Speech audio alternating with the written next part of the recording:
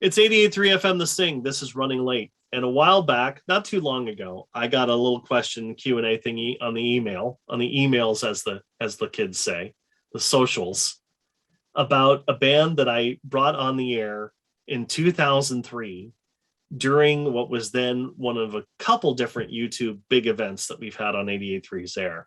And that was the Halfway Point U2 fan celebration of the U2 exhibit. Now, on a personal note, Mary and I, who were producing the U2 marathon on 88.3 back then, we actually had like posters in this exhibit. So we were already deep in the throes of this big event. But they had this incredible band up there of rather young people. I still can't imagine how young you really were back then, half your life ago. But they were called Exit, and they were famous for being the all U2 girls cover band. And I thought, okay, that's cool. They sound incredible, these incredible players. And it began a really cool friendship. And they came up on the Running Late show that weekend, which at that point was almost an exhaustion because we were so tired. Them too, I imagine. But I wanted to catch up with them because somebody kept asking me, whatever happened to them? And I'm like, hey, they're out there doing stuff. And it's really, really cool. And who better to tell it than the old captive herself. Her name is really Courtney, who's been a friend of ours now here at the show and my own for, almost 20 years now. And it's so cool to hang out with Courtney again and talk with her. We've been doing some getting ready for this. It's already been fun. But how you doing? I'm doing all right, Todd. It's really cool to be back on the show. Can I just brag that you were on my show and it was like your first real radio thing? It was absolutely the first interview anybody had ever done, much less radio. Yeah. I got a kick out of that. Unfortunately, I didn't put two and two together until I asked my first question, and all of you just stared at me. If we just kind of said nothing right now for 2 seconds, that's kind of what it felt like. And I'm going, what am I going to do for the next half hour of my show? I guess I'll play some more music. It was very fun. I think we warmed up / hope we warmed up. I don't fully remember. Well, I know we were slap happy and tired, and it was a pretty packed weekend. There's no denying it. But yeah, we had just come off stage at the Hard Rock Cafe, and the next day we were playing the Rock and Roll Hall of Fame. It was a big deal for us. Yeah, that was pretty cool. How in the world did that? I mean, everybody has a story which kind of comes into that uber focus weekend at that time if you're a U2 fan. And many of these people, including yourself, we keep bumping into each other. Name a city, we've bumped into each other. But how did that come together for your band? I mean, did someone just call you out of the blue and say, we want you to come to this thing? Honestly, I don't remember. That's fair. I think that we might have gotten an offer. Okay. But I don't know. Okay, but still, I could have probably, if you had asked me that before, I probably could have found out for you. But I just have to say, I don't know. Here we are in the moment. But still, this was 2003, and that was so long ago. But that was one of the things when this question kind of came up. I was like, God, I've known them for a long time, and this show's 25 years on this year. So I'm thinking, geez, you guys had to be like 20. Yeah, I was 21. Okay, still exciting, I was. Yeah, yeah, it was a big deal. That was a big deal for us. Yeah, that's awesome. Well, it's still fun. Well, of course, everything kind of evolves out of this, and I kept track of this, and in the middle there, and one of the reasons I called you back is I saw you in another podcast telling the story, which was really funny, but in the middle of everything about another tour later or something, you end up, well, there's a whole bunch of times you've played with U2 on stage, but you actually end up getting the whole band up there. I'll let you tell the abbreviated, I'll tell it forever because I was so happy for you guys. But well, the abbreviated story is that 2 years previous, I was on stage in 2001, just myself, playing People Get Ready on stage in LA with the band. And then fast forward to 2005, we were in Dublin in Croke Park, and Bono pulled me up to hold this giant banner with him. and he needed somebody else to help with the banner, so he pulled up Pam, our drummer. Okay.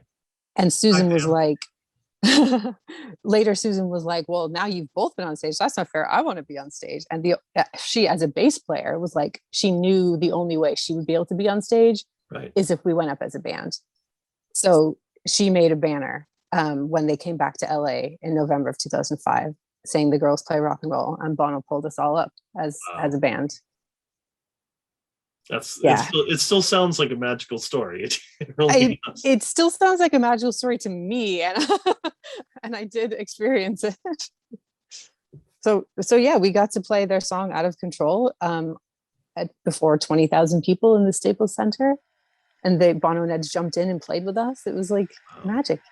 Wow. I was actually working in a television station, and I'm running down the hallway in satellite control going, quick, turn on such and such, because so-and-so, it's the band, I know these guys. What? So I had the whole, the big giant screen cranked up from the Staples Center, and I'm like, there's no way.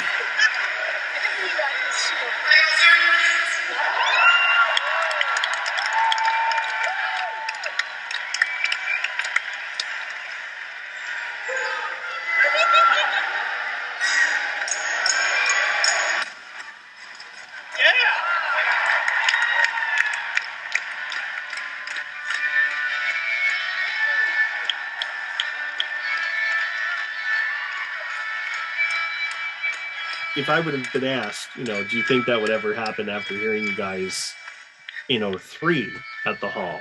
Just the amount of detail and precision work that you put into it showed me enough that I was like, yeah, they could pull that off. That would be really cool.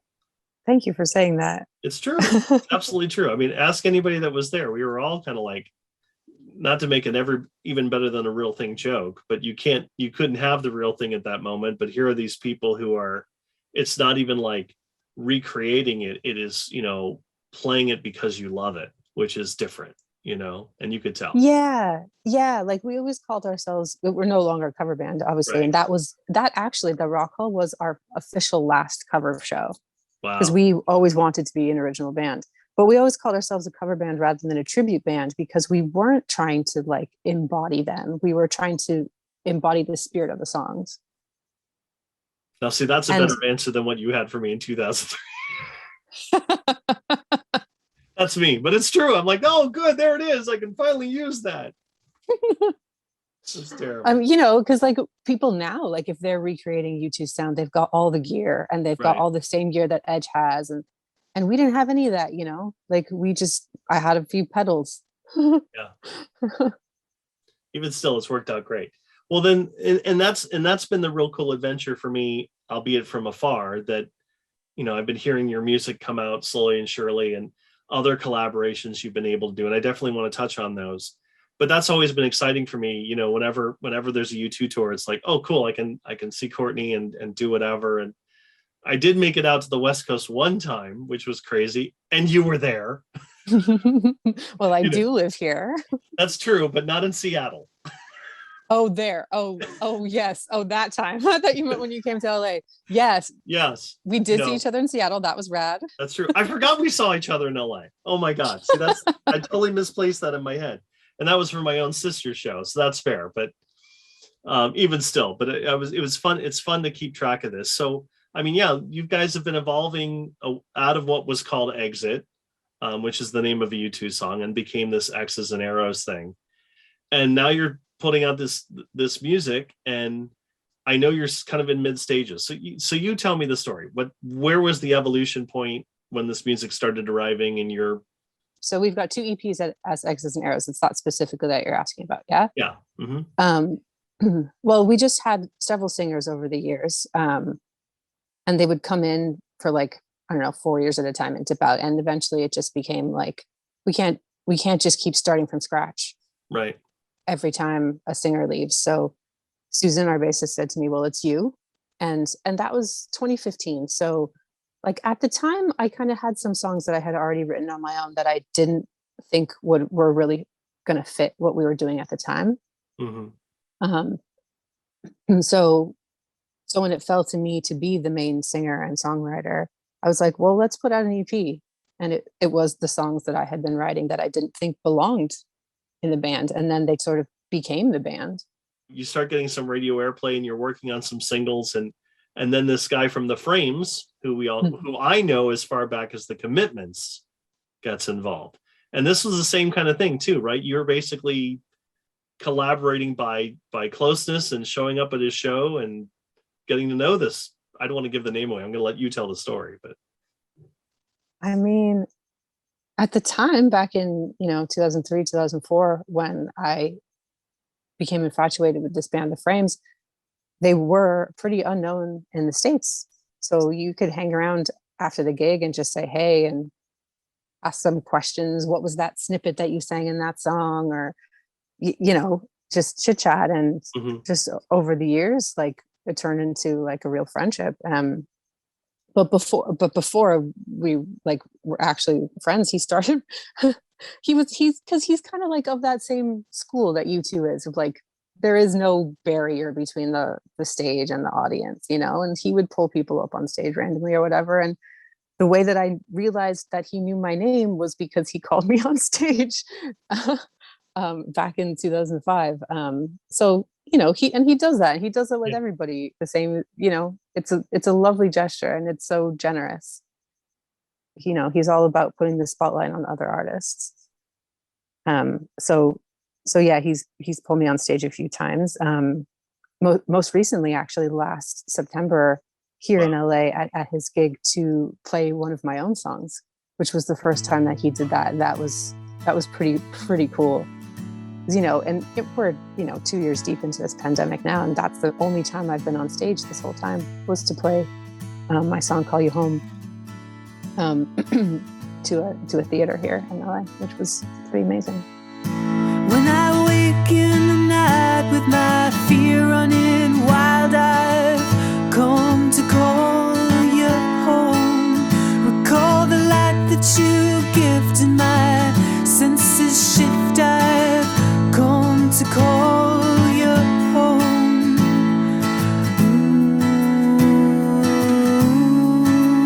I've come to call you home.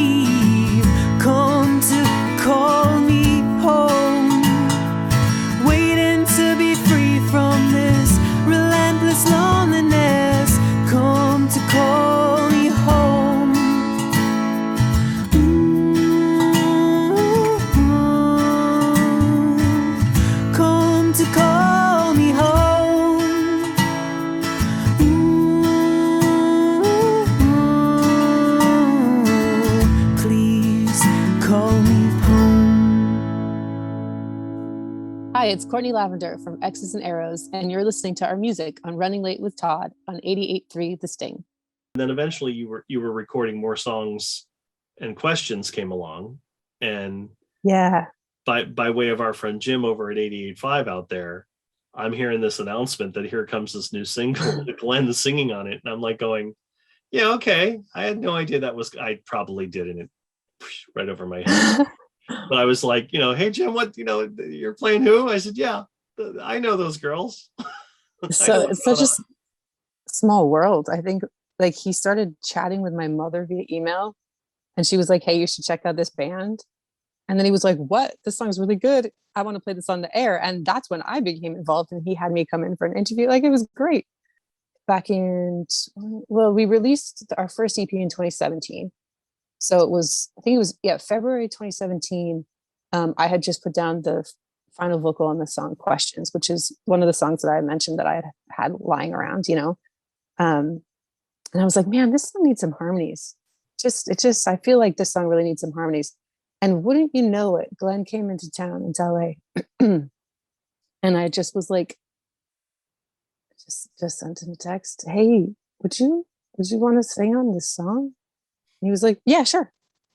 It's like, what?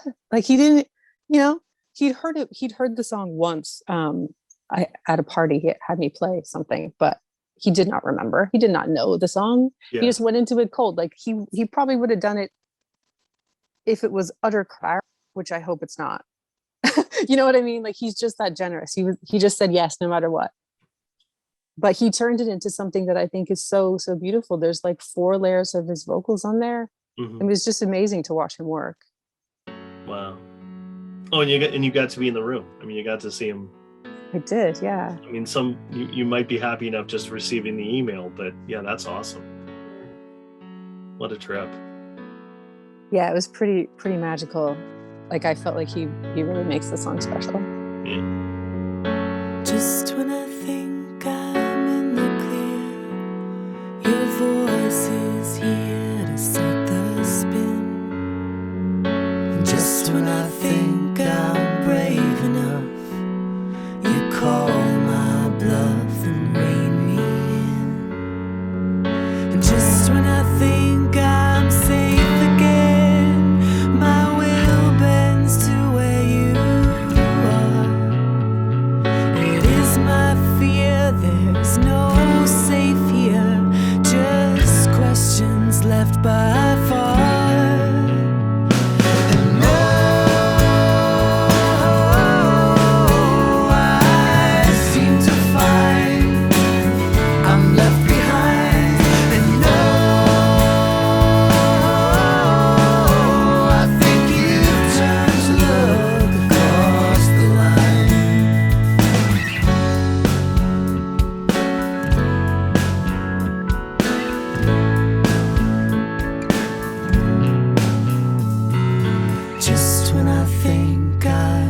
Score, you offer more to let me in. And I've been stranded, I've been waited while you lived and you tried. Now I'm waiting for a single statement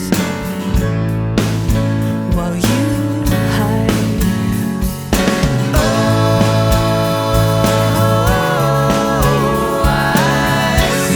Find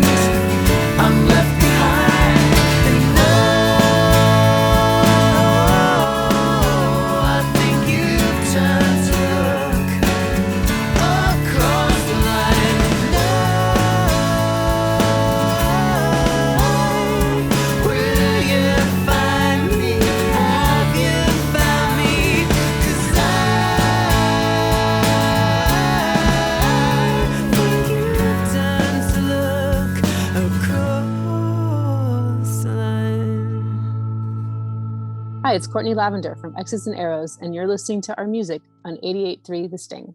Any chance of that ever happening live? My mother has asked me that about 1,000 times. Your mom's persuasive, I have to say. Now I just realized she's like sending Jim stuff. She's asking if I could. You're right. Hi, Mom. That's fair. That's awesome. Well, with these two EPs, out of the way, I believe they're all you. I don't think the other members of the band are on any of them. Is that right? Because of the pandemic. You mean the first EP in 2017? No, that's full band. The one Okay, that Glen's on, that's right. all four of us. Okay. The one that I put out last year, Awoken by Owls, is mainly just me and our friend Jeff Gross, who mixed and mastered and also like laid a couple extra things down. I just was making them for fun, and then I realized I could release the songs. Cool. What's the evolution of those tracks? Are they going to stay that way, or are you going to? No, the intent. I mean, we were going to actually record a full band EP of these songs in like 2020. So that's still going to happen. We're still going to get full band versions of them because we have arrangements for the ones that were written pre-pandemic anyway. So a full album somewhere down the line, we hope. I hope. Yeah. Words never made it to paper, like punching at the glass of a two-way mirror. It's I who's in my way. Blood still pumping if you open a vein. Truth will bleed out if you put it to page. And I hear you say, raise your heart just a little bit more, a little bit more. Raise your heart just a little bit more, a little bit higher.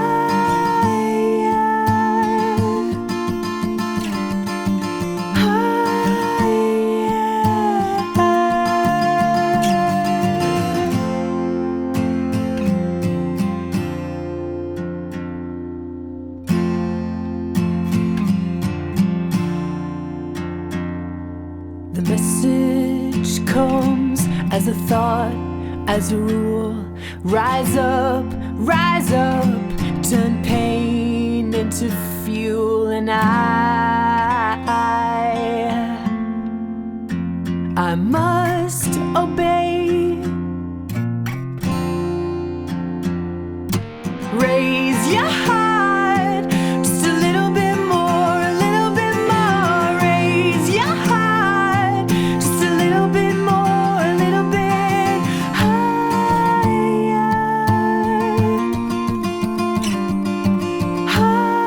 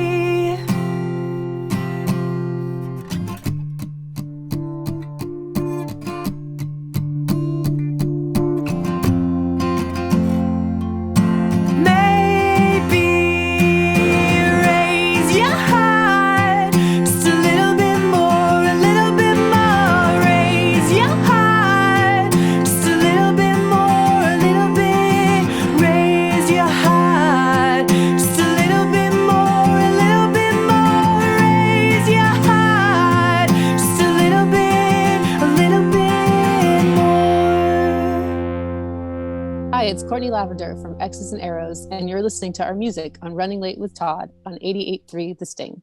Well, I just get a kick out of even to this day still, because it turns into one of those things where I can go, I knew them when.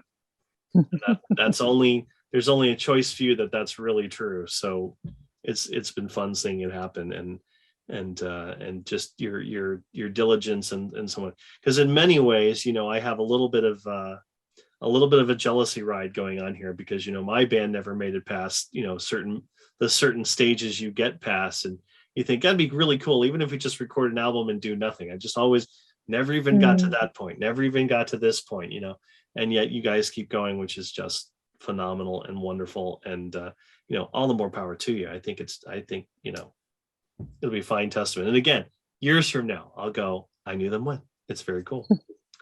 Well, I just want to say thank you for saying that also, because I think everybody who is a creative person strives for things and thinks that they haven't achieved anything because they haven't done X, Y, whatever.